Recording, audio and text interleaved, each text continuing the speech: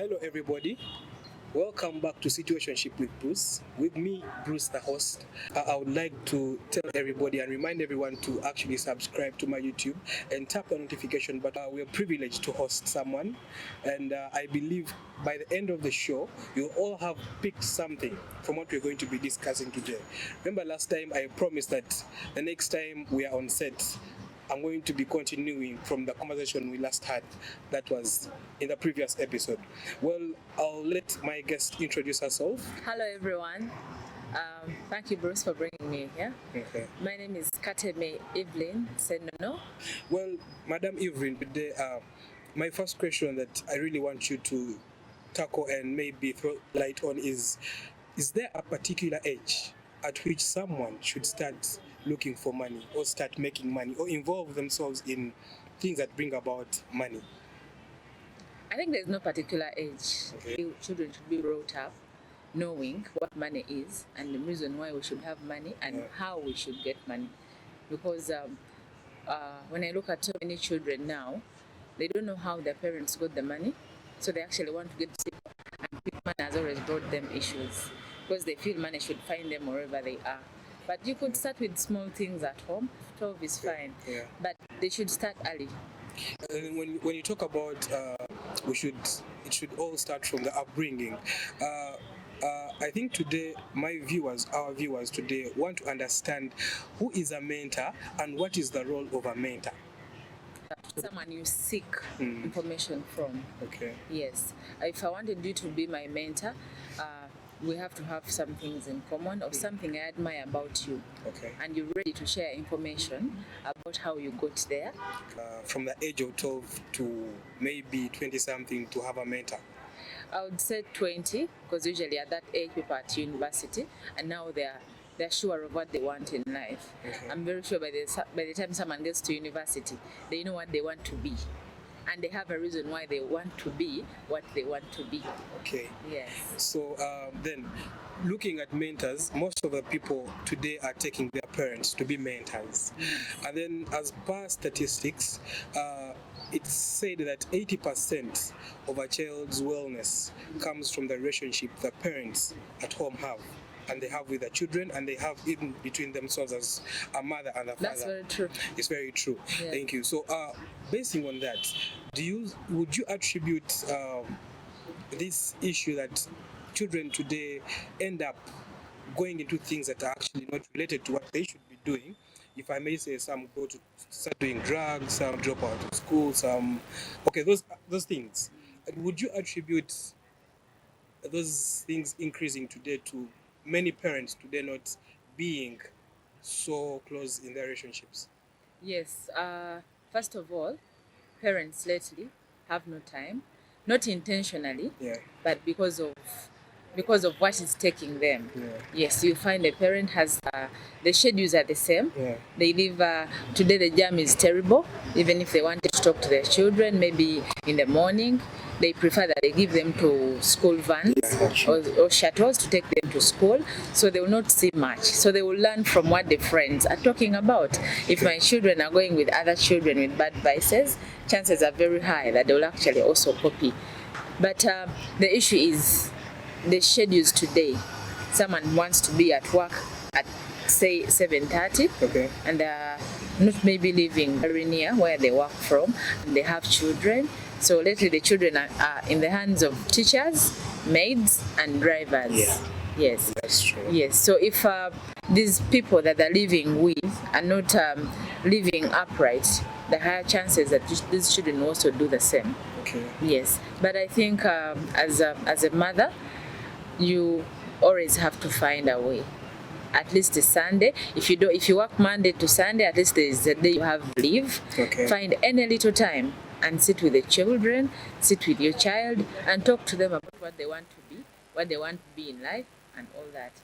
Yes, like recently my son was telling me, I want to cut my hair and only leave hair in the middle here, and then I want to have 7 lines in between. Then I told him, you know what they mean? Then he told me, but Brian has that hair and he looks smart.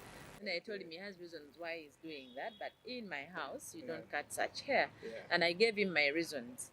And he understood them. Yes, he understood them, and I think we're on the same page now.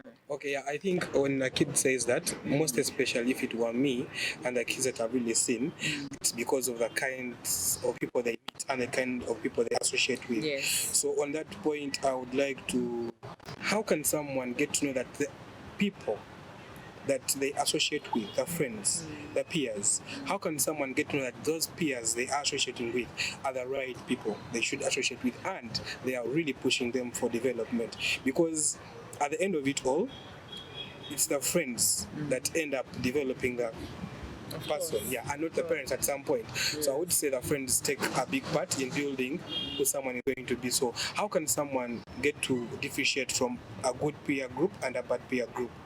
A bad peer group will always have something that is opposite what you want. Yeah. Usually, what we want is always the bad. Sin is attractive. Yeah, true. That you always look at the bad as the good for you. So, but if you start looking at someone doing the things that you actually know are bad, but they feel you should do them at that stage, I think you should consult someone above that. Yes. And then any relationship that doesn't bring you any income, any relationship that doesn't, depending on age, if you're a school goer, you need to look at who is excelling at school. We are at school to excel because they're paying tuition or fees to excel. So who is excelling? You don't need to look for the last one in class. So you look for the topmost. Regardless of whether they allow you in their group or not, always fix yourself there because that's where the future is going to come from. Because you're in school to actually find a future. You're in school to study. So if you're at school, find the people that are always excelling. Somehow you'll find yourself somewhere excelling. Yes, that's how you know a right one. Then as an adult, you need to look at your goals and who is actually attaining your goal. If you want to be a teacher, who is your role model? And that's your role model. You need to look for someone in that group. Yes, follow them, look up to them. If you have a smartphone, follow them, see what they're doing and why they are doing certain things. If you want, if there is need, you can even approach them if they are reachable. Yes, and they'll always push you further. Okay. Well, you see, Madam Lynette, when you talk about that, that actually brings us to our topic last week. That was goals and their essence. And talking about the people that are really pushing you for your goals, that is more so partners that adult people always have, and maybe the people at campus mainly. So on this note, I got to know that 80% of our health actually relies on the kinds of relationships that we have with the people that are around us. It could be your girlfriend or your boyfriend, or maybe even your parents. And on that note, how can someone tell that the relationship they are in with their partner is a healthy one? It is really the right one, pushing them, because you see, there's a point that we all start looking or seeing people that we are to end up with as our life partners when we get to the level of campus. So directly campus people and people who have just left campus, how can they tell that the partner they have is the right one? First of all, there's something that attracted you to this person. Okay. Always find what attracted you. If what attracted me to you, Bruce, was maybe your character or how you dress up, or it could even be tribe, it could even be just be amorous. And I realized that at some point you're actually losing my attraction. So that means you're sliding off. So I talk to you. If you're not ready to change, then I think I should dump this early enough. The only problem we have lately is we keep thinking this person will change. There are some things that are natural in someone that will actually never change, and when you ask about them, it is fun to them. So yes, always find someone that you feel you can tolerate at any time, any day. Because if you can't tolerate them, you're just at university and you can't tolerate them. What is going to happen when you go into lifetime commitment? And then how do you, for example, of late, I would see girls and boys being so materialistic. So does this relation with them come or apply when it comes to issues of material, maybe money, maybe what? You love someone, maybe you cannot always give them money. You give them money, but you cannot always give them money like they want to be given money. What do you do about such a thing? Depending on which stage you're at. If you're at university, I don't think you should aim at someone who is giving you money. Okay. If your aim is money, then it will always be money. So you never set up a relationship that doesn't have money. If your relationship is a companionship, company, someone you can talk to and they advise you and everything, then it will always be that. People have different reasons why they fall in love with different people. True, yeah. Yes. I had a friend at university whose issue was the height. Anyone who was tall, that was it. But then, to them, it didn't matter whether this person had the morals, had like future plans for them. Yeah. Because while at university, I think everyone has a plan of what they want to be. Yeah. Now, when you're at university and you want to maybe pursue masters later, maybe go for maybe a teaching course, maybe you said you're a law student, but you also want to be a journalist. Yeah. So you need to find someone who actually supports you in that line. And who pushes me to that direction. Who pushes you to that direction and advises you on who to host, on who to talk to, where to go, things like that. But you see, there's a problem of attachment. You've gotten to know someone for a year, you're already getting attached to them, and then when you feel like they are not the right people, that issue of now trying to let go of them, it's always a problem. It has been a problem for me, and and then how does someone now handle that heartbreak? First of all, I always tell people that there's always better. The issues we always assume that is the best in the world. But you have only been at university. This is the first one you have seen. I always ask them, how many have you seen before you say this is the best? If this one has not worked, you don't need to force it. And no human being is worth another human's life. You understand? Like, I usually tell even the children, my nieces and cousins, you find them almost at the point of committing suicide. And I usually tell them life is much bigger than this. You're going to get something much better because you have just done your bachelor's. What happens when you go for masters? Maybe you'll find the same person even better. So sometimes it is very good to let go because the relationships sometimes we hang in and the same relationships we hear so and so mad at this one because anger gets too much and you always assume they will change, but they actually get worse. Yes, because if you have seen it in 1 year, trust me, after 5 years, this vice has gone beyond what you can handle. And then how would you advise someone who already has maybe a kid with their partner and then they get issues and at the end of it all they really cannot. Is this at university? Yeah, some happen at university. Yes, it's true. Some happen at university, but that's why I told you, know someone who wants you to see your future. If someone wants you to see your future, they cannot start impregnating you at university. You cannot start talking about getting pregnant at university. That means you're putting someone's future almost at that level because a child, something I know about motherhood is a child is like a lifetime commitment. Yeah, true, very true. Imagine someone who doesn't have parents where to take this child. They have no job, they're not working, and then here they are. Because in most cases, people at university, it is more of lust by the way. Yeah, when you talk about lust, that actually brings me to another question I would like to put to you. How can someone differentiate between lust and love? Because I've met several people in my counseling sessions and most of them ask me, what is love and what is lust? Yes. Lust is a situation where someone is only looking out for a sexual relationship. Their entire life is rotating around bedroom. Yeah. There's nothing you can sit and talk about as friends. Something developmental, nothing. Yeah. Every time that is not about the bed, then there's no conversation.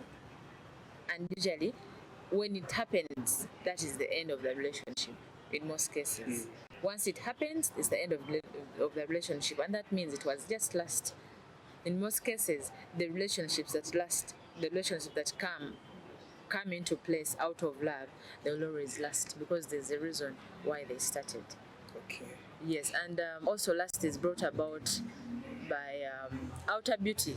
I'll look at someone, yes, they look beautiful. I think it's common with the boys, it's common with the men. It's not common with those other girls. No. Yeah. Yes, it is, but it started with the men. Yeah. That they're usually lied by the outer. Me, I call it finishing. You understand? You look at this building and actually it looks very good outside, but inside there are no bricks. I've actually had some boys call it sminy Facebook. Yes, exactly. Then some of them there's actually this common saying of a big bummed woman and things like that. Yes. Yeah. But you're only looking at that. You're not looking at anything more. You understand? What is this kind of, what kind of reasoning does this person hold? You understand? What is their background? What is their future? What are their plans? You haven't looked about all that. I usually tell people, consider the brains before you actually consider what's the outcome. So would you say... Yes, the attraction is out here, but then there's something more that will actually keep you there. Because if I'm attracted by, if my marriage was about lust, it wouldn't be there. Because someone will be looking at now I think you have aging spots, I think you have wrinkles, I think you have started getting this, I think your nails are doing like this. You understand? Yeah. But look for a relationship where someone will always choose you no matter the condition. Okay. Yes. So then maybe as we conclude today, I know several people are out there trying to see if I'm going to ask you if it is right or if it can happen that you will date someone, let's say right from after senior 6 and then till marriage. Because why I say this, we've seen people like Kanare Mugume, they've dated they just introduced yesterday and they've really had a good love story. Everybody wants to have a nice love story, and it's always nice if it starts from way back. You get to know the person you're dating. Is it really possible that, let's say I'm at university and then I've seen some other girl, she's also at university. Is it possible for that couple to work out? Yes, couples work out. Let me tell you, when it comes to love, I think the time doesn't matter. It matters at some extent, but in most cases, no. I've seen couples that have joined and married within a period of 1 year. I've seen a couple, I know of a couple that met for about 6 months, and in the 8th month, they were going for introduction. Like, they met them and it's all they wanted. Yeah. Whatever they wanted to do, the background check and what was all proving right. And then there are those ones that have started from way back, like even senior 4. Yeah. Then they come up to university, they get married, and just before they get married, by the way, something comes up and the relationship is over. It's done. That's why I'm saying time is not really something to consider. Yeah. Yes. So, but if you have a chance to date someone from as early as university, from as early as senior 6, that's okay, so long as you don't engage into things that are not yet of that stage. Like things that would lead you. You're in senior 6 back, but you feel you want to stay with this girl, and then you're telling your parents or your guardian or your caretaker, me, I want to start living with them. Let's start early. Let's do this. When you start those relationships, those commitments early, the responsibilities also come early. And when they engulf you too early, trust me, it might not, the frustrations come early, and it might not work. So, Madam Lynette, as we conclude, what would be your last message in regards to someone developing their financials and developing a good relation with their friends, with their parents, with their spouses or maybe partners? What's your message on that? What would you tell someone at campus? What would you tell someone who's already done with campus?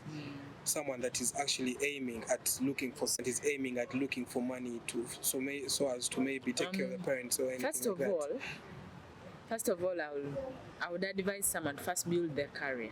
Okay. Don't engage into relationships, because you see, any relationship that involves love is as big as a job.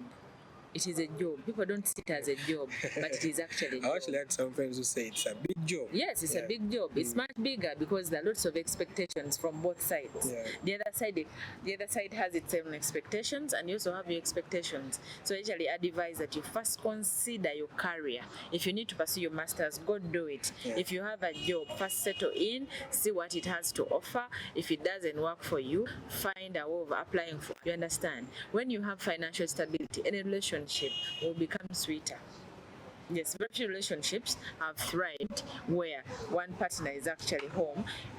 They used to work back in our parents' generation. Do you understand? But not lately, because lately the costs are so much. Before, your mother would just sit home, daddy goes and works, brings back money. Yes, not anymore. Yes, people want to force it. I would say apparently people are looking for people that can work as they also work. So bring the capital together. So if you're at university and you feel you need to settle, please start, and don't look at any job as low income, that collar jobs and what. The issue we have with campuses, you want to leave campus and go join an office with SC and what, do whatever is available.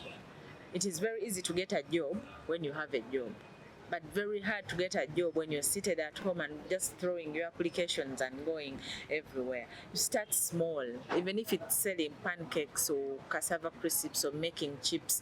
Just find something you can do, something you love to do.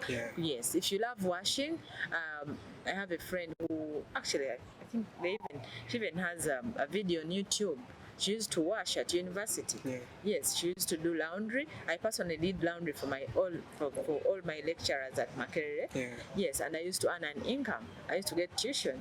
By the time everyone would go out, they're going out to nightclubs and all that. Me, I'm in their rooms, I'm cleaning, I'm washing for them, I'm ironing for them, I'm arranging their books, and whoever would come back would give me a 10K. So imagine 10K I collected from over 30 people. And that is way back around, I think, 2002. And that money was a lot. It was a lot by then. Me, I used to have my tuition, so no boyfriend would come to me in this guise of money, that are going to give me money. No, money wasn't an issue. Yes, I was making my own money, so I would only come to you if I really wanted you. So girls should look for money. Yes, they should look for money. Yes, boys should look for money and leave that attitude of, I want a working class woman, I'm looking for someone who is already loaded, I'm looking for a girl from a wealthy family. No, it doesn't work like that. What God presents you at that time is what you should settle for, so long as they have your goals. Okay. Yeah. Well, to my dear viewers, thanks for staying with us up to this time. And I hope you picked something from what we were discussing here today. Well, Madam Lynette, thank you very much for coming today. You're welcome. And honoring us with your invitation. Thank you. And I promise next time she will be back. If at all you have any other question, get to us on our social media platforms, that is Facebook, Instagram, and Twitter at Situationship with Bruce. And don't forget to subscribe and tap the notification button so that you can always be notified each and every time a new video is uploaded. Thank you very much.